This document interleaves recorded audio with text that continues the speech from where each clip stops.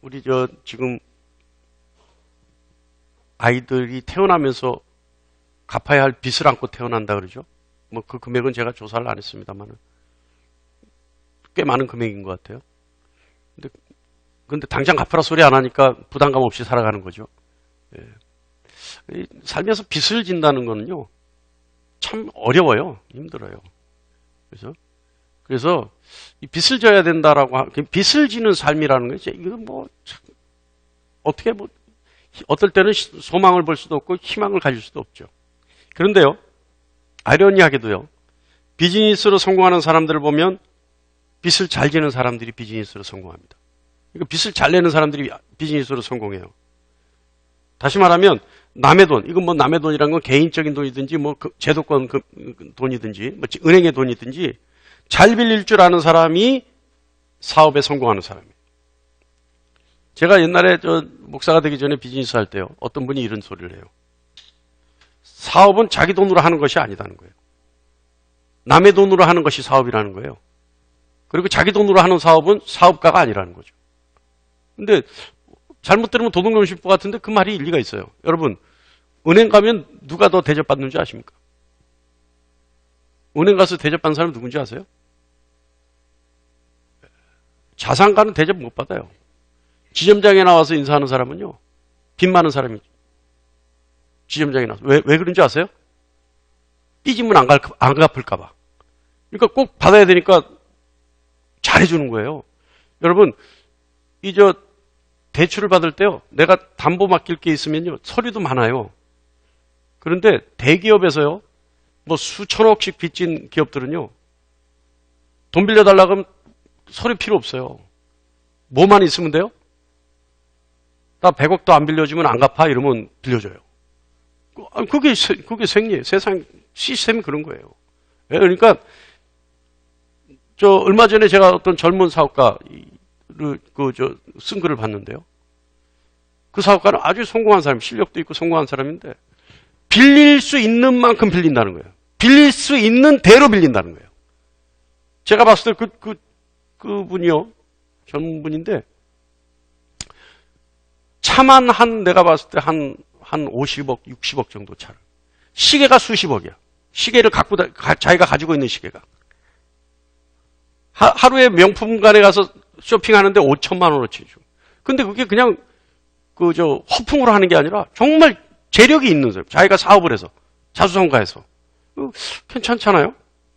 근데 그 사람이 하는 얘기가 그거예요. 빚을 낼 수 있는 만큼 빚을 내야 된다. 그런데요, 빚을 내서 운영할 수 있는 능력이 안 되는 사람이 빚을 내면 그건 사기죠. 근데 그것을 운영할 수 있는 능력, 그죠? 그리고 그것을 잘 활용할 수 있는 생산적이고 발전적으로 활용할 수 있는 그런 능력이 있는 분은 내서 그걸 생산적으로 활용하면 되죠. 그런 의미에서 저도 그냥 비즈니스를 해볼까 생각했는데 저는 아닌 것 같더라고요. 그래서 여러분, 제가 퀴즈를 하나 낼게요. 여러분 한번 맞춰보세요. 쉽게 낼 수 있는 빚인데 절대 갚을 수 없는 빚이 있어요. 넌센스 같죠? 아주 쉽게 낼 수 있는 빚인데 너무 쉽게. 여러분도 계속 그 빚은 쉽게 내요. 근데 절대 갚을 수가 없어요. 그 무슨 빚인지 아세요? 할렐루야. 기도의 빚이에요. 기도의 빚. 여러분 기도해달라 그럴 때, 저한테 기도해달라 그럴 때 쉽게 얘기하잖아요. 목사님 기도해 주세요. 그러잖아요. 그 기도의 빚이에요. 근데 그거 갚을 수 있어요? 없어요? 저한테 갚은 분 있어요? 가만 계세요. 안 갚았죠? 그러니까 그건 갚을 수가 없어요. 그러니까 이 기도의 빚 여러분, 이 신앙생활 하는데요, 기도하지 않아도 된다면 신앙생활을 할 만해요. 저는요, 기도하지 않고 새벽 기도 안 해도 된다면 목사 할 만해요. 이게 무슨 말이냐면 그만큼 기도는요, 신앙생활에 없어서는 안 되는 요소고요. 신앙생활에 있어서 기도만큼 어려운 것이 없다는 거죠. 여러분 기도 쉽습니까? 또 이거 반대로 얘기하면요, 이거 또 다른 관점에서 얘기하면 신앙생활에 있어서 기도만큼 중요한 것은 없다는 얘기죠. 그죠? 근데 여러분, 제가 그랬죠? 사업에 성공하는 사람은 반드시 빚을 잘 내는 사람이다. 여러분, 신앙에 성공하기 위해서는 빚을 잘 내야 돼요. 무슨 빚을 잘 내야 돼요? 기도의 빚을 잘 내야 돼요. 그러니까 여러분, 적극적으로 저를 활용하시기 바랍니다. 저에게 많은 기도의 빚을 지시길 간절히 축원합니다. 예? 그래서 제가 기도하다가 그냥 뭐 하루가 다 갈 수 있을 정도로 저에게 기도의 빚을 지는 여러분 되시기를 간절히 축원합니다. 자, 또 하나 제가 퀴즈를 낼게요. 이 퀴즈는 저의 주관적인 생각입니다만은 여러분 뭐 저와 같은 생각을 하시는 분이 있을 거예요. 자, 성경에서 가장 기도를 많이 한 사람 누굴까요? 할렐루야? 누굴까요? 네? 성경에서 가장 기도를 많이 한 사람. 성경에서 기도 많이 한 사람은요, 예수님의 동생 야고보예요. 이 사람 별명이 뭔지 아세요? 낙타무릎이에요. 낙타무릎. 낙타가 어떻게 해요? 항상 무릎을 꿇고 있잖아요. 낙타무릎은요, 이만해요. 다리는 요만한데 무릎은 이만해요. 야고보가요, 워낙 기도를 많이 해서 워낙 무릎을 꿇고 있는 바람에 무릎이 이만하다. 낙타무릎같이 생겼다는 거예요. 그 사람이 기도 제일 많이 한 사람이겠죠. 근데 여러분, 이 낙타무릎을 가지고 있었다라고 하는 야고보가요, 죽음이 어땠는지 아십니까?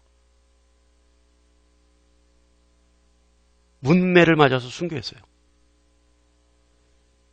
이 야고보가요, 물론 올해는 살았어요. 90세 넘게 살았어요. 그런데 야고보가 순교할 때요, 높은 곳에서 사람들이 야고보를 집어 던졌어요. 죽으라고. 그런데 안 죽었대요. 그러니까 내려와서 야고보를 때린 거예요. 문매를 때린 거예요. 그래서 머리를 맞아가지고 내진탕으로 죽었다는 얘기가 있어요. 근데 여러분, 왜 이 얘기를 하냐면, 아니, 낙타무릎이라는 별명을 가질 정도로 기도를 많이 한 사람인데 그의 죽음은 말로 표현할 수 없는 비참한 죽음을 맞죠. 순교했어요. 참 이거 이상하지 않아요? 그래서 저는요, 기독교는 불가사의한 종교다. 왜 불가사의해요? 전혀 결과를 예측할 수 없기 때문에. 과정만 보면 분명히 이런 결과가 나와야 하는데 기독교만큼은 과정이 이런데 결과가 우리가 기대하고 예측하는 결과가 아니에요. 그러니까 이 결과를 예측할 수 없으니까 기독교는 불가사의한 종교라고 하지 않을 수 없다. 오늘 본문 말씀도요, 우리가 보면 기도에 대한 중요성을 얘기합니다. 주님 1절에 뭐라 그러시냐면 항상 기도하고 낙심하지 말아라 라고 얘기해요. 항상 기도하고 낙심하지 말아라. 1절 보면 예수께서 그들에게 항상 기도하고 낙심하지 말아야 할 것을 비유로 말씀하여. 자, 우리 어떤 때 이러죠. 아유, 나는 기도를 잘 못하나 봐. 네, 그런 분들이 있죠. 나는 기도를 잘 못하나 봐. 이런 분들은요, 꼭 저에게 목사님이 기도해 주세요 그래요. 그래서 제가 할 수 있는 한은 하는데, 어떤 분들이 이래요. 하나님은 내 기도 안 들어주시나 봐. 하나님 내 기도는 절대 안 들어주셔. 또 어떤 분들은 기도가 안 들어준다고 생각을 하니까, 난 하나님의 자녀가 아닌가 봐. 그런 분들이 있죠. 그런데 주님은요, 오늘 말씀을 통해서 낙심하지 않고 하나님 앞에 계속해서 기도해야 된다. 그리고 기도할 수 있는 이유에 대해서 설명해요. 이건 뭐 비유로 말씀하셨죠. 이 비유의 등장인물은 불의한 재판장과 한 과부입니다. 이 불의한 재판장은 어느 정도 불의하냐면 하나님을 두려워하지 않고 사람을 무시해요. 이 얘기 무슨 말이냐면 세상에 자기만 있다는 얘기예요. 자기 중심이고 자기만 있다는 거죠. 천상천하 무아독존. 유아독존. 천상천하 유아독존. 나밖에 없다는 거죠. 자, 이 과부는 어떨까요? 이때 상황에, 이 시대의 상황에 과부는요, 가장 서름받는 계층입니다. 가장 취약한 계층이 이 과부예요. 그러니까 주님이 과부와 고아에 대해서 보조해줘야 되는 것을 얼마나 주님이 강조하셨어요. 자, 그런데 정말 이 취약한 계층의 과부가 더군다나 불의한 재판장에 와서 수도 없이 얘기하는데 안 들어준 거예요. 근데 주님의 비유에 의하면 하나님을 무서워하지 않고 사람을 무시하는 재판장이 이 과부의 청원을 들어주는데, 청원을 들어주는 이유가 뭐예요? 귀찮아서 청원을 들어줄 수밖에 없게 된다는 거죠. 그러니까 이 과부가 재판장이 알아서 내가 해줄게라고 할 정도로 반복해서 오히려 불의한 재판장이 귀찮아할 정도로 가서 괴롭혔다는 거죠. 청원을 요구했다는 거예요. 자, 그랬을 때 그 불의한 재판장이 과부의 청원을 들어줬다는 얘기입니다. 여러분, 이 불의한 재판장의 과부를 향한 마음과 전혀 대비되는 말씀이 오늘 7절에 있어요. 자, 뭐냐 하면 보세요. 불의한 재판장은 귀찮아서 들어줬는데 하나님은, 자 보세요. 7절. 하물며 하나님께서는, 자 여기서 하물며라는 것은 너희 아버지께서는, 이렇게 뭐 더 강하게 얘기할 수 있죠. 다시 말하면 너희를 사랑하는 하늘 아버지가, 뭐 이런 뜻이에요. 하물며 너희를 위해 나를 보내신 그 아버지가, 뭐 이런 뜻일 수 있겠죠. 그죠? 그러니까 그 밤낮 부르짖는 택하신 자의 원한을 풀어주지 아니하시겠느냐. 그들에게 오래 참으시겠느냐. 들어줄 수밖에 없는 이유가 뭐예요? 불의한 재판장도 귀찮게 해서 반복해서 하면 들어줄 수밖에 없는데 너희를 사랑하는 너희 하늘 아버지가 안 들어주시겠느냐? 오래 참으시겠느냐? 속히 그 원한을 풀어주지 않으시겠느냐? 그래서 야고보서 1장 6절에 오직 믿음으로 구하고 조금도 의심하지 말라. 의심하는 자는 마치 바람에 밀려 요동하는 바닷물결 같으니. 그리고 7절에 이런 사람은 무엇이든지 주께 얻기를 생각하지 마라. 그러니까 어떻게 하라고요? 야고보가 아까 그랬잖아요. 낙타무릎이라는 야고보가 뭐라고요? 기도의 중요성에 대해서 설명하는데 믿고 구하는 것을 의심하지 말라. 그리고 이 의심하는 사람들은 무엇이든지 주께 얻기를 기대도 하지 말라. 그러니까 어떻게 하라고요? 믿고 구하라는 얘기입니다. 믿고 구하라. 오늘은요, 이 말씀의 해석보다는 성경에 기록되어 있는 기도한 사람들과 그들의 기도 내용과 하나님이 어떻게 응답하셨는지에 대해서 우리가 함께 나눠보고자 합니다. 자, 여러분 잘 들으셔야 돼요. 하나님 내 기도 안 들으시나 봐. 나는 기도할 줄 모르나 봐. 나는 하나님의 자녀가 아닌가 봐. 이렇게 생각하시는 분들 오늘 기도 잘 들어보세요. 오늘 우리 성경에 기록되어 있는 사람들은 어떻게 기도를 했는지, 그리고 무엇을 기도했는지, 그리고 하나님이 어떻게 응답하셨는지. 자, 첫 번째, 성경에 뭐 어떤 주제든 간에 성경의 인물 이름은 제일 먼저 나오는 사람이 누굽니까? 예? 아브라함이죠. 아브라함. 하여간 이 사람은 다 걸려요. 무엇이든지 믿음해도 걸리고 기도해도 걸리고 중보해도 걸리고 다 걸려요, 이 사람은. 자, 아브라함. 창세기 18장 22절로 32절 말씀 보면요. 우리가 아는 그 유명한 소돔과 고모라를 위한 중보기도의 장면입니다. 우리 알죠? 아브라함이 그러잖아요, 하나님께. 아니, 소돔과 고모라에 심판하실 리가 불의를 행하시면 안 되지 않습니까? 그 안에 의인이 있다면 하나님 소돔과 고모라를 그 의인 때문이라도 멸하면 안 되지 않습니까? 아브라함이 이렇게 기도하죠. 그러면서 몇 명이에요?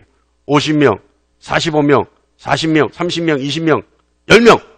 이렇게까지 점점 줄이면서 마지막에는 50명으로 시작했다가 마지막에는 10명의 의인이 있다면 하나님 정말 멸하시겠습니까? 이렇게 하잖아요. 그래서 하나님이 그래 10명이 있다면 내가 멸하지 않을게. 약속을 받아낸 아브라함의 기도예요. 자, 그런데 아브라함의 50명에서 10명까지 기도를요. 우리가 한번 들어볼 필요가 있어요.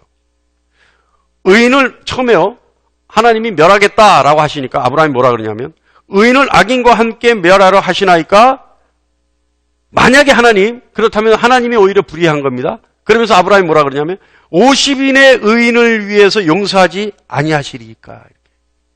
그러니까 50인의 의인이 있다면 그들을 살리려고 하나님 소돔과 고모라를 그들을 보고 용서해 주셔야 합니다. 이 얘기예요. 자, 그래서 하나님이 알았어. 그럼 내가 50명 있으면 용서할게. 그랬어요.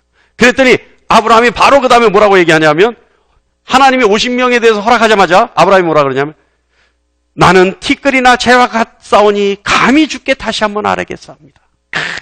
뭐라 그래요? 나는 티끌이나 재와 같은 존재입니다. 그런데 하나님께 다시 아뢰입니다. 자, 그래서 뭐라 그러냐면 50의인 중에 5명이 부족하면 그 5명이 부족함으로 말미암아 온 성읍을 멸하시나이까. 이거 50인 중에 5명이 부족하면 그 5명으로 말미암아 멸하시겠습니까? 그러니까 하나님이 아브라함의 기도를 들어주세요. 그러니까 뭐라 그래요? 그래, 45명까지는 용서해 줄게. 자, 하나님 그렇게 허락하자 맞아 아브라함이 또 줄입니다. 45명에서 또 줄여요. 숫자를 줄이는데 아브라함이 뭐라 그러냐면 아브라함이 또 아뢰되 40명을 찾으면 어찌하려 하시나이까. 여러분 이 아브라함의 말재주를 좀 보세요. 40명을 찾으면 어쩌시려고요? 일단 이러는 거예요. 그때 하나님이 아브라함이 그렇게 얘기를 하니까 또 금방 수긍해 주세요. 그래 알았어. 40명 찾으면 내 용서할게. 그랬더니요. 하나님이 허락하자마자 아브라함이 또 이렇게 얘기합니다. 아브라함이 이르되 내 주여 노하지 마옵소서. 내 말씀을 들어주소서. 이제 40명에서 또 내려가려니까 이제는 내 말에 또 화를 내지 마세요. 예? 그러면서 뭐라 그러냐면 30명을 찾으시면 어찌하시려나이까. 여러분 이렇게 기도해 보셨어요? 하나님께? 근데 여기서 끝나지 않아요, 아브라함은. 그래서 하나님이 30명 오케이 허락해 주셨어요. 그랬더니 아브라함이 또 이르되 내가 감히 죽게 하려나이다. 끝이 없어. 이 말재주가요. 그러면서 거기서 20명을 찾으시면 어찌하려 하시나이까. 그러니까 하나님이 어떻게 하겠어요? 이렇게 얘기하는데 그러니까 하나님이 또 알았어. 20명 찾으면 용서해 줄게. 마지막으로 기가 막힙니다. 아브라함 소리가. 아브라함이 또 이르되 주는 노하지 마옵소서. 내가 이번만 더 아뢰리이다. 거기서 10명을 찾으시면 어찌하려 하시나이까. 여러분 이렇게 기도해 보셨어요? 아브라함이 한 기도의 말들을 기도할 때 하나님을 이 저속한 표현 같지만 하나님을 설득하고 꼬시는 그 말을 보면요. 감히 아뢰나이다. 또 아뢰기를. 여기까지는 좀 괜찮아요. 그 다음부터 주여 노하지 마옵소서. 내가 감히 내 주께 아뢰나이다. 주는 노하지 마옵소서. 내가 이번만 더 아뢰리이다. 여러분 성경에서요. 아브라함만큼 하나님을 잘 아는 사람 없어요. 하나님의 성품에 대해서 아브라함만큼 아는 사람 없어요. 여러분 조금 전에 그 이 아브라함의 말재주 여러분 아브라함을 빼어 담는 여러분 되시길 바랍니다. 예? 그래서 여러분이 기도할 때 주여 노하지 마옵소서. 내가 이번만 한 번 더 아뢰나이다. 이런 기도해서 하나님으로부터 응답받을 수 있는 여러분 되시기 바랍니다. 근데 이 아브라함이요. 어느 정도 하나님에 대해서 아냐면 아브라함의 성품에 대해서 보면요. 성품이 아니라 하나님에 대한 성품을 아는 그 수준을 보면요. 창세기 17장 16절 말씀 보면 이런 말씀이 있어요. 자 보세요. 여기서 그에게라고 하는 것은 사라에게입니다. 사라에게. 자 보세요. 내가 사라에게 복을 주어 사라가 내게 아들을 낳아주게 하며 내가 사라에게 복을 주어 사라를 여러 민족의 어머니가 되게 하리니 민족의 여러 왕이 사라에게서 나리라. 이런 축복을 하는 거예요. 근데 이때 무슨 얘기냐면 17장이면 이미 이스마엘은 태어나 있고요. 사라는 이미 90세가 다 됐어요. 90세가. 근데 사라가 하나님이 사라에게 복을 주어서 사라가 아들을 낳게 하겠다는 거예요. 그랬더니 아브라함이 어떻게 하냐면 90세 할머니가 아기를 낳으면 징글징글 하잖아요. 그러니까 사라가 아브라함이 무슨 생각을 했냐면 엎드려서 웃었단 말이에요. 하나님이 이 얘기를 하니까 아브라함이 웃었어요. 이 말도 안 되는 소리입니다. 하나님. 이래놓고 뭐라 그러냐면 17장 18절에 보세요. 아브라함이 이에 하나님께 아뢰되 이스마엘이나 하나님 앞에 잘 살기를 원하나이다. 이렇게 얘기해요. 그러니까 하나님 사라가 아기 낳는다는 그건 말도 안 되는 소리고요. 이왕에 지금 나 있는 이스마엘 하나님 앞에 잘 좀 부탁드릴게요. 그거나 그놈이나 좀 어떻게 잘 좀 보존해 주세요. 이 얘기 했다는 거예요. 웃으면서. 그랬더니 아브라함이 중얼중얼거린 소리를 하나님이 들으셨어요. 하나님께 소리를 내서 얘기한 게 아니에요. 조금 전에 그 18절은요. 이스마엘이나 하나님 앞에 살기를 원하나이다. 이거는요. 큰 소리로 얘기하지 않고 그냥 중얼중얼했어요. 아이고 무슨 말씀을 하나님 참 망측하게도 그냥 제가 몇 살이고 내 아내가 몇 살인데 아기를 낳습니까? 이왕에 있는 이스마엘이나 잘 좀 부탁드리겠습니다. 이렇게 했단 말이에요. 그랬더니 하나님이 딱 그 얘기를 듣고 들리지 않는 그 소리를 듣고 하나님 뭐라 그러셨냐면 17장 20절에 이스마엘에 대하여 내가 내 말을 들었나니. 아브라함의 지혜는요. 하나님의 성품을 정확하게 하는 제어였어요. 그러니까 아브라함이 그냥 중얼중얼거리는 소리도 하나님이 들으실 줄 알고 이스마엘이나 잘 좀 부탁합니다. 그랬더니 하나님이 이스마엘에 대해서는 내가 내 말을 들었다. 그래서 그에게 복을 주어 그를 매우 크게 생육하고 번성하게 하겠다. 그리고 12두령이 우두머리가 되게 하겠다. 하나님 그렇게 축복하셨단 말이에요. 자, 여러분, 아브라함이 기도를 한번 생각해 보세요. 아브라함은 무슨 기도를 했어요? 아브라함은요, 소돔과 고모라에 대한 중보 기도를 했어요. 이 중보 기도는 소돔과 고모라는 아브라함과 아무 상관이 없어요. 물론 조카 롯이 거기 있었지만 하나님은 아브라함을 생각해서 조카 롯을 구할 계획을 가지고 계셨어요. 그러니까 어떻게 보면 아브라함에게는 소돔과 고모라는 어떤 의미도 없는 곳이에요. 그런데 아브라함은 소돔과 고모라를 위해 중보했어요. 자, 아브라함 중보했다는 거 딱 생각하시고, 두 번째, 성경에서 기도했던 대표적인 인물 야곱입니다. 야곱은요, 이제 고향으로 돌아가요. 한미천 잡고 이제 자녀들도 많이 낳고 이래가지고 고향으로 돌아가는데, 야곱의 속마음은요, 자신이 고향을 떠나올 때 원망을 가졌던 형 에서가 두려워요. 그래서 쉽게 고향으로 돌아갈 수가 없어요. 너무 두려워서. 그래서 야곱이 어떻게 하냐면, 우리가 잘 알다시피 온 가족과 재물, 모든 식솔들을 먼저 앞으로 다 보냅니다.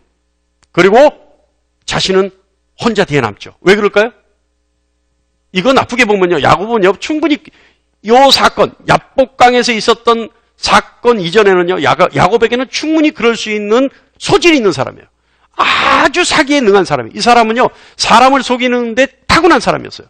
그런데 야곱이 모든 식솔들 다 앞으로 보내고 재물도 앞으로 보내고 그 앞에 뭘 보냈어요? 더군다나 에서에게 줄 재물들 다 보냈단 말이에요. 그리고 자신이 뒤에 남았다는 것은 혹시 에서가 재물을 받고도 분을 풀지 않으면 앞에 사람들에게 다 해코지를 해서 분풀이 하겠죠. 그러면 자기는 맨 뒤에 남았으니까 해코지를 하기 시작하면 자기는 도망가면 될 것이고, 해코지를 해서 에서가 화가 풀렸으면 자기를 용서해 줄 거 아니에요. 그러니까 맨 뒤에 남았어요, 에서가. 야곱이. 자, 그런데 그때 야곱은 그 두려운 마음을 떨기 위해서 기도하기 시작합니다. 그래서 창세기 32장 25절 26절에 이렇게 말씀하고 있어요. 자기가 에서를 이기지 못함을 보고 그가 야곱의 허벅지 관절을 치매 야곱의 허벅지 관절이 그 사람과 씨름할 때 어긋났더라. 그가 이르되 날이 세려하니 나로 가게 하라. 야곱이 이르되 당신이 내게 축복하지 아니하면 가게 하지 아니하겠나이다. 여러분, 허벅지 관절이라는 건 고관절이에요.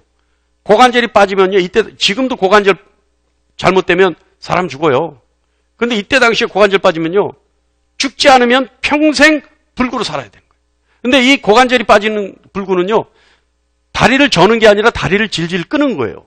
질질 끌고 다니는 불구예요. 근데 야곱이 이 야복강에서 기도하면서 다리를 평생 못 쓸 불구를 얻을 정도로 몸부림치면서 기도했다는 거예요. 쉽게 말하면 뭐예요? 죽고 살기로 기도했다는 거예요. 무엇을 위해서? 가족의 안위와 자신의 안위를 위해서. 그래서 하나님과 겨루어 이긴 자라고 하는 이름을 얻되 평생 장애를 안고 살아가는 신세가 되는 그런 야곱이 되죠. 무엇 때문에? 자신의 생명을 보존하기 위해 너무 처절하게 기도한 결과 평생 불구가 되는 거예요. 그런데 창세기 32장 28절 말씀 보면 내가 하나님과 및 사람들과 겨루어 이겼습니다. 그래서 이 사람이 이스라엘이라고 불려지는 사람이 되는 겁니다. 자, 여러분, 야곱 무엇을 위해서 기도했어요? 자신과 자신의 가족의 안위를 위해서 기도했어요. 잘 새겨두세요. 야곱, 자신과 자신의 가족의 안위를 위해서. 자, 세 번째 사람, 대표적인 사람 또 누가 있을까요? 한나가 있어요. 한나. 사무엘상 1장 12절로 13절 말씀 보면 그가 여호와 앞에 오래 기도하는 동안에 엘리가 그의 입술을 주목한즉 한나가 속으로 말하되 입술만 움직이고 음성은 들리지 아니하므로 엘리가 그가 취한 줄로 생각한지라. 자, 여러분, 한나의 남편이 엘가나예요. 엘가나에게는 분인나와 한나라는 두 명의 아내가 있습니다. 근데 분인나는 자녀가 있는데, 아들이 있는데 한나는 자녀가 없어요. 그런데 이 남편 엘가나가 아들이 있는 분인나를 사랑하지 않고 한나를 분인나 사랑하는 것보다 2배 정도는 사랑했어요. 왜냐하면 나중에 제사 지내러 갈 때 제물을 주는데 언제나 한나에겐 2배 이상을 더 준단 말이에요. 그러니까 2배 정도는 사랑한 거예요. 그러니까 이 분인나가 자기는 아들이 있는데 그럼에도 불구하고 남편 엘가나로부터 소외를 당하니까 어떻게 했겠어요? 한나를 괄세했겠죠. 성경에는요, 분인나가 한나의 적수라고 나와요. 적수라고 나오고 분인나의 괄세를 심히 격분하여 괴롭게 했다 이렇게 표현되어 있어요. 그러니까 이것이 날이 갈수록 더한 거예요. 시간이 갈수록 더한 거예요. 왜? 시간이 갈수록 엘가나가 한나를 더 사랑해 주니까. 그러니까 이 질투심에 너무너무 한나를 힘들게 했어요. 그러니까 한나가 힘들어하니까 한나는 어떻게 하냐면 1장 7절에 보면 울고 먹지 아니하면, 그러니까 식음을 전폐할 정도로 서름의 극한 상황에 달려있는 거죠. 자, 그때 한나는요, 의지할 것은 하나님밖에 없는 거예요. 매달릴 것이 하나님밖에 없는 거예요. 그러니까 한나가 마음이 괴로워하여 1장 11절 보면, 10절 보면 여호와께 기도하고 통곡하며, 또 11절 보면 여종의 고통을 돌보시고 나를 기억하사 주의 여정을 잊지 마소서. 근데 우리가 아까 읽었던 것처럼 어떻게 해요? 한나가 소리가 안 나오고 입술만 깜빡깜빡 할 정도로 기도를 했어요. 이건 무슨 뜻이에요? 어느 정도로 기도했냐 하면 더 이상 소리를 낼 수 없을 정도로 지칠 정도로 기도한 거예요. 아시겠어요? 그러니까 더 이상 말도 안 나와 이제는 지쳐가지고. 그러니까 입만 껌뻑껌뻑 하니까 엘리 제사장이 한나를 보고 술을 먹고 그러고 다니냐. 그러니까 술 취했다 할 정도로 완전히 기진맥진한 상태에서 껌뻑껌뻑 기도만 했다는 얘기예요.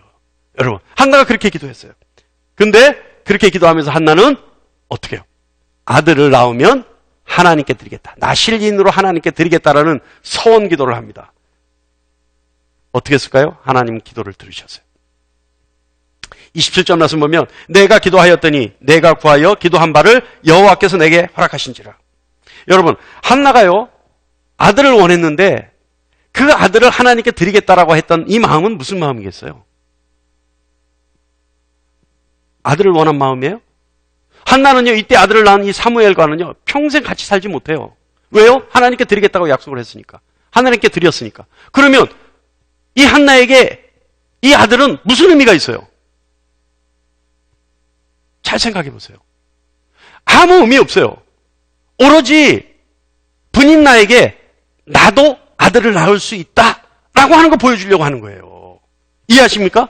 이 한나의 마음이 그거예요. 그러니까 아들하고 평생 살고 싶어서 아들과 있으려고 하나님께 껍벅껍벅 입만 벌리는 기도를 한 것이 아니라 나도 아들을 낳을 수 있다라고 하는, 내가 엘가나로부터 사랑을 받을 수 있다는 명분을 보여주려고 하나님께 그렇게 기도했다는 거예요, 여러분. 아시겠습니까? 그랬는데 하나님은 한나의 기도를 들으시고 어떻게 해주는지 아세요? 사무엘상 2장 21절에 여호와께서 한나를 돌보시사 그로 하여금 임신하여 세 아들과 두 딸을 낳게 하셨고 이에 사무엘은 여호와 앞에서 자라니라. 할렐루야. 여러분, 요즘 슈퍼 가면 1 플러스 1이죠.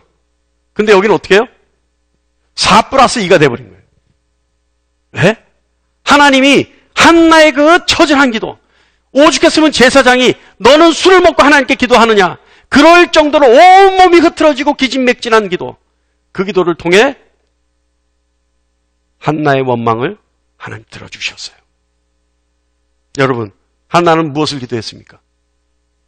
자녀를 얻기 위해, 자신의 소원을 이루기 위해 하나님 앞에 기도했어요. 또 성경에 기도한 인물 또 있어요. 엘리야. 엘리야 잘 알죠, 여러분? 그죠? 엘리야는요, 오므리 아들 아합이라는 사람이 왕으로 있을 때예요. 이 성경에 의하면 아합이라는 왕은요, 이전 모든 사람보다 악한 사람이다. 그는요, 바알이라는 신을 위해서 신전을 짓고 거기에 제사를 드렸어요. 왜 그랬냐면 자신의 아내 이세벨이라는 아내가 바알을 섬기는 나라에서 시집을 왔거든. 그러니까 자기 아내를 위해서 신전을 짓고 거기서 바알을 위해서 제사를 드리고 또 아세라 목상이라는 그 우상을 만들어서 섬겼어요. 이 악이 극에 달해서요. 이전에도 없었고 이후에도 없는 악한 왕이에요. 그러니까 하나님이 하나님의 영으로 엘리야를 감동시켜서 기도하게 했어요. 그랬더니 어떤 일이 있었냐면 이스라엘에 가뭄이 들기 시작했어요. 시내가 마를 정도의 가뭄이에요. 이게 몇 년 동안 이어지는지 아세요? 혹시 성경을 좀 읽으신 분들은 알죠? 3년 6개월 동안 가뭄이 왔어요. 자, 그런데 3년 6개월 만에 다시 비가 오게 하는 기사가 있습니다. 열왕기상 18장 42절로 43절 말씀이 그렇습니다. 아합이 먹고 마시러 올라가니라.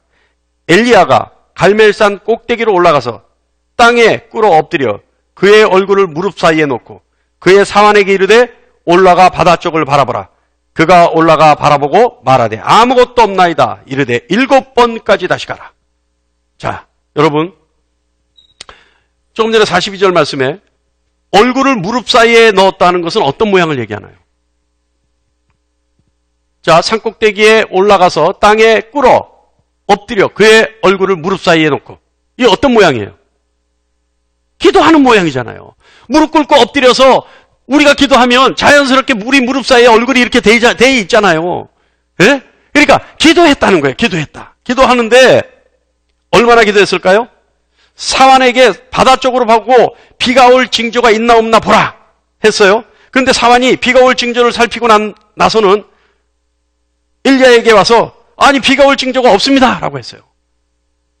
그랬는데 엘리야가 뭐라 그랬냐면 7번까지 하라. 7번까지 해라는 건 뭐예요? 비가 올 때까지 가서 지켜봐라 이 얘기예요. 그렇다면 이 얘기는 뭐냐 하면 무릎 사이에 얼굴을 넣는 엘리야가 어떤 행동을 하는 거냐 하면 비가 올 때까지 나는 기도할 테니 너는 비가 올 때까지 가서 지켜보고 비가 올 징조가 있으면 나에게로 오라는 거예요. 하나님이 자신의 기도를 들어주셔서 비가 오게 하겠다는 거예요. 그리고 다시 말하면 하나님이 비를 내려주실 때까지 나는 기도하겠다는 겁니다. 그랬더니 그 결과 3년 6개월의 가뭄 끝에 비는 손바닥만한 구름에서 하늘을 깜깜하게 하는 큰 비로 변화해집니다. 엘리야는 이 일 후에 어떻게 되는지 아시죠? 기도의 승리를 하고 많은 선지자들의 죽음에 복수를 하죠. 그래서 엄청난 바알신을 섬겼던 선지자들을 다 죽여요. 물론 이 일 있기 전에 죽이지만 어쨌든 엘리야는 하나님의 영광을 위해서 기도해서 승리합니다. 다음에 또 기도했던 인물이 있어요. 히스기야. 여러분 히스기야 아시죠? 자, 히스기야 보면요. 열왕기하 20장 2절로 3절 다 같이 봅니다. 히스기야가 낯을 벽을 향하여 여호와께 기도하여 이르되 여호와여 구하오니 내가 진실과 전심으로 주 앞에 행하여 주께서 보시기에 선하게 행한 것을 기억하옵소서 하고 히스기야가 심히 통곡하더라. 여러분 히스기야라는 왕은요. 유다 왕인데 25세의 왕위에 즉위해서 29년간 왕위를 누렸던 사람입니다. 그런데 이 사람은 하나님 보시기에 굉장히 정직한 사람이에요. 그래서 이 사람이 산당을 제거하고 우상, 아세라 목상을 다 없앤 왕이에요. 그런데 이때 당시에요. 신하들의 반대를 무릅쓰고 이 정도로 할 수 있었으면 이 사람 굉장히 용기 있는 사람이거든요. 그래서 하나님은 이 사람을 표현하기를 전무후무해. 이 사람이 하나님 의지하는 것을 전무후무한 의로운 사람이라고 봐요. 그런데 그게 증거가 뭐냐면 이 사람은요. 왕으로 있는 동안에 기도하는 것마다 다 응답받는 표적을 일으켜요. 대표적인 건 뭐예요? 이 사람이 죽게 됩니다. 이사야 선지자가 가서 당신 죽게 됐다 얘기해요. 그러니까 죽게 됐다는 말을 듣고 조금 전에 우리가 읽었던 열왕기하 20장 2절로 3절 히스기야가 했던 기도 내용이에요. 자, 병들어 죽게 되자 하나님께 기도하는 거예요. 이 기도가요, 여러분 잘 보세요. 얼마나 절실하게 기도했냐면, 여기서요, 여러분 한번 보세요. 그냥 이렇게 읽어서 넘기지 말고 히스기야가 어떤 식으로 기도했나 한번 보세요. 3절 보면, 자, 중반서부터 봅니다. 내가 진실과 전심으로 주 앞에 행하며 주께서 보시기에 선하게 행한 것을 기억하옵소서. 이게 무슨 기도예요, 여러분? 이게요. 하나님 앞에 한 기도가 아니면 사람에게 이런 얘기를 했다면 비굴한 거예요. 뭐냐 하면 하나님, 내가 하나님 앞에 잘한 것만 좀 생각해 주세요라는 거예요. 죽으면 이제 죽은 거예요. 그래서 살려달라고 기도하는데 하나님, 내가 죄인입니다. 이 기도한 게 아니라 하나님, 내가 이때까지 하나님 앞에 잘한 거 많잖아요. 하나님, 그것만 좀 봐주시고 그것만 좀 기억해서 내가 잘한 것만 보시고 나를 좀 살려주세요. 이 기도한 거예요. 히스기야가. 이게 여러분 얼마나 간절한 기도예요. 오죽했으면 비굴하게 자기 것을 그냥 좋은 것만 좀 봐달라고 애절하는 기도 아니에요. 이 기도했어요. 모든 걸 다 동원해서 진심으로 살려달라고 기도한 거예요. 결과 어떻게 돼요? 열왕기하 20장 6절 말씀 보면 내가 내 날에 15년을 더할 것이며 내가 너와 이 성을 아수르 왕의 손에서 구원하고 내가 나를 위하여 또 내 종 다윗을 위함으로 이 성을 보호하리라. 어떻게 해요? 죽기로 돼 있었던 사람이 몇 년을 더해요? 15년 더 사는 걸로 허락받은 거예요. 15년 더 사는 걸로. 그리고 덤으로 아수르로부터 너를 보호해 주겠다. 여러분, 이 처절한 기도 하나님 들으시는 거예요. 사람의 수한을 늘려주셨단 말이에요. 더군다나 뭐까지 하나님이 해주신 줄 아세요? 아니, 이렇게 15년을 더 하니까 하나님 나에게 그 15년을 더 이 사람이요. 이렇게 연약해요. 15년 더 살게 해준다니까 불안한 거야, 그래도. 그 말이 진짜인지 가짜인지. 혹시 나를 간을 보는 건 아닌지, 하나님이. 그러니까, 뭐라 그래요? 하나님 증거 좀 보여주시면 안 될까요? 그러니까 하나님이 증거를 뭘로 보여주세요? 해 그림자가 10도를 뒤로 가는 기적을 일으키십니다. 그러니까 하나님이 어떻게 해요? 히스기야의 생명을 연장해 준 것을 증거하기 위해서 하나님이 지으신 세상의 이치를 역으로 돌리는 표적까지 하나님이 보여주시는 거예요. 어떤 기도를 통해서? 간절하게 살려고 한 그 기도를 통해서. 그 기도가 어떤 거였어요? 하나님, 내가 이때까지 잘한 것만 좀 봐주세요. 어떻게 보면 이런 비굴한, 이런 처절하고 간절한 기도를 통해서 하나님이 우주의 이치를 어기는 역사까지 하나님이 해주신 거예요. 잘 들으세요. 다음 기도하는 사람. 자, 또 누굴까요? 대표적인 사람. 다니엘입니다. 다니엘서 9장 3절 말씀 보면요. 내가 금식하며 베옷을 입고 죄를 덮어쓰고 주 하나님께 기도하며 간구하기를 결심하고. 할렐루야. 자, 다니엘이 이 기도했어요. 다니엘은요, 이스라엘의 조상들이 하나님 앞에 패역한 일에 대해서 지금 회개하는 겁니다. 금식하면서. 그리고 공의로우신 하나님의 노여움을 자신들과 조상들의 죄 때문이라는 사실을 지금 인정하는 기도를 하는 거예요. 율법을 범하고 하나님의 목소리를 듣지 않은 이스라엘은 하나님 앞에 큰 재앙을 당할 수밖에 없는 존재라는 사실을 인정하는 겁니다. 금식하면서. 그리고 금식의 기도를 통해서 큰 재앙은 오로지 진리를 알려 하지 않은 죄이고 하나님을 기뻐하지 않은 죄인이라는 사실을 인정하는 거예요. 그러면서 금식하면서 다니엘은 무슨 기도를 하냐 하면 그러나 하나님의 긍휼하심 그 사랑으로 용서하여서 이스라엘을 회복시켜 주십시오. 간절히 기도하는 거예요. 다니엘이 자신의 기도를 들어주시고 하나님이 자신의 기도를 들어주셔서 얼굴을 우리에게 이스라엘에게 비춰주시고 다시 한번 하나님의 영광을 이스라엘 보게 해달라고 기도하는 거예요. 어떻게 기도했어요? 금식하면서. 결과 어떻게 됩니까? 저는요, 이 말씀을 보면 기도할 맛이 나요. 이 말씀은 다 같이 한번 읽어볼까요? 시작. 내가 기도를 시작할 즈음에 명령이 내렸으므로 이제 내게 알리러 왔느니라. 너는 크게 은총을 입은 자라. 그런즉 너는 이 일을 생각하고 그 환상을 깨달을지니라. 아멘. 여러분, 다니엘이 금식하면서 이스라엘의 죄와 이스라엘 조상들의 죄와 자신들의 죄, 패역한 죄 다 인정하고 용서해달라고 기도하고 하나님 그 영광을 이스라엘에게 그 얼굴을 비추셔서 이스라엘이 그 영광을 보게 해달라고 기도했어요. 그랬더니 탁 응답이 왔네. 뭐냐면 어떻게 해요? 내가 기도를 시작할 즈음에 명령이 내렸으므로. 언제 명령이 내렸다고요? 시작할 즈음이라는 건 언제예요? 기도하고 나서? 기도하는 동안에? 기도하려고 마음먹었을 때. 기도를 시작하기 전이에요, 전. 이거는. 그러니까 다니엘이 금식하면서 하나님께 기도하려고 마음먹었을 때 하나님은 이미 기도의 응답을 명령하셨어요. 할렐루야. 그래서 다니엘이 어떻게 합니까? 이 말씀 이후에 이스라엘의 회복에 하나님이 계시하는 것을 환상을 보면서 알게 돼요. 할렐루야. 여러분, 다니엘은 무엇을 위해서 기도했어요?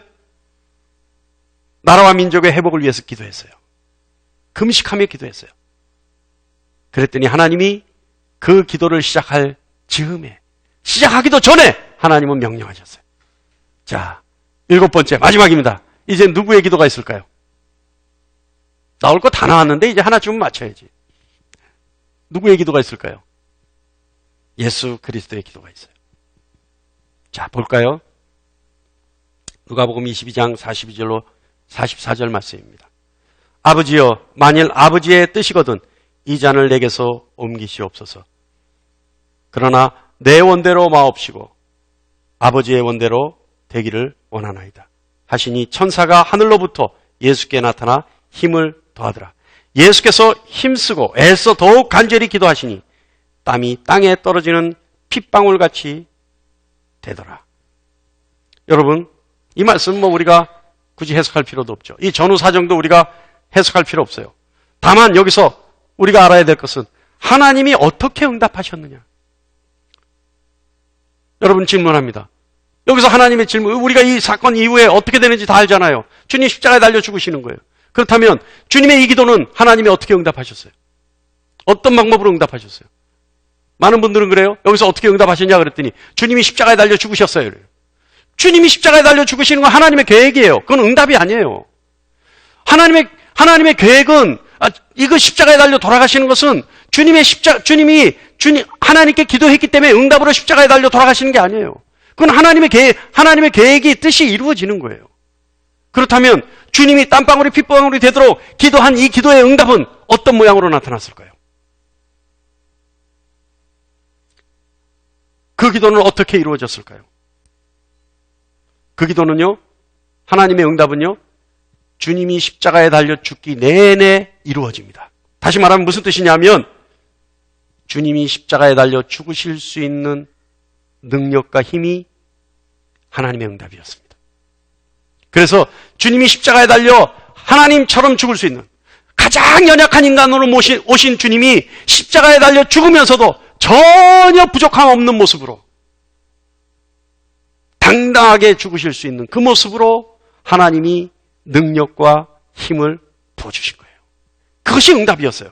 그래서 그 능력으로 누가복음 23장 34절 말씀 보면 아버지 저들을 사하여 주옵소서 자기들이 하는 것을 알지 못하니이다. 주님이 십자가에 달려 죽으시면서도 그 고통 속에서도 하나님이 능력 주시니까 힘을 주시니까 자신의 고통은 아랑곳없고 오히려 자신은 십자가에 못 박고 자신의 옷을 제비 뽑는 사람들을 위해 기도해 줄 수 있는 거예요. 또 주님이 땀이 핏방울이 되도록 하신 기도의 응답을 하나님 어떻게 이루셨냐 하면 너무나 평안한 영혼을 주시니까 그 속에서도 그 십자가에 달려 죽으시면서도 고통과 아픔 속에서도 주님의 영혼은 평안하니까 어떤 기도를 할 수 있었냐면 누가복음 23장 46절 말씀에 아버지 내 영혼을 아버지 손에 부탁하나이다 라고 기도할 수 있었던 겁니다. 여러분 오늘 기도 그리고 하나님의 응답 기도의 내용 아브라함은요 이웃을 위해 기도했습니다. 야곱은요 자신과 자신의 가족을 위해서 기도했어요. 한나는요 자신의 원을 풀기 위해서 하나님께 청원의 기도를 했어요. 엘리야는 하나님의 영광을 위해서 기도했고요. 히스기야는 자신의 생명을 위해서 기도했어요. 다니엘은 민족을 위해서 기도했고 예수 그리스도는 인류의 구원을 위해 기도했어요. 그런데 여러분 놀라운 사실은요. 이들의 기도 중에 어느 것 하나 중요하지 않은 기도가 없었다는 겁니다. 왜요? 하나님이 다 응답해 주셨으니까. 하나님 보시기에는 다 중요한 기도였어요. 다 귀한 기도였어요. 개인적인 기도든 가족을 위한 기도든 민족을 위한 기도든 인류를 위한 기도든 하나님께는 다 소중한 기도였어요. 그래서 하나님이 응답해 주시는 겁니다. 사랑하는 성도 여러분, 하나님의 사랑은요, 우리 누구나 하나님께 기도할 수 있다는 겁니다. 우리가 독생자 예수를 십자가에 못 박아 죽인 죄인임에도 불구하고 하나님은 우리의 기도를 들어주신다는 겁니다. 기독교의 힘은요, 하나님께 기도할 수 있다는 것이 기독교의 힘입니다. 여러분, 여러분의 기도 하나님 반드시 듣고 응답하십니다. 여러분이 기도를 시작할 즈음에 하나님은 응답하십니다. 이미 하늘로부터는 결제가 떨어지고 명령이 내려옵니다. 믿음을 갖고 하나님 앞에 전심으로 기도할 수 있는 여러분 되시길 바랍니다. 아까 우리가 봤죠? 기도의 7명은 이웃을 위해 기도했고 자신과 자신의 가족들을 위해 기도했고 자신의 원을 풀기 위해 기도했고 자신의 생명을 위해 기도했고 하나님의 영광을 위해 기도했고 민족을 위해 기도했고 인류의 구원을 위해 기도했어요. 그러나 어느 것 하나 하나님 마다하지 않으시고 전부 응답해 주셨습니다. 여러분의 입술의 고백이 하나님께 상달되기를 간절히 축원합니다. 기도하겠습니다.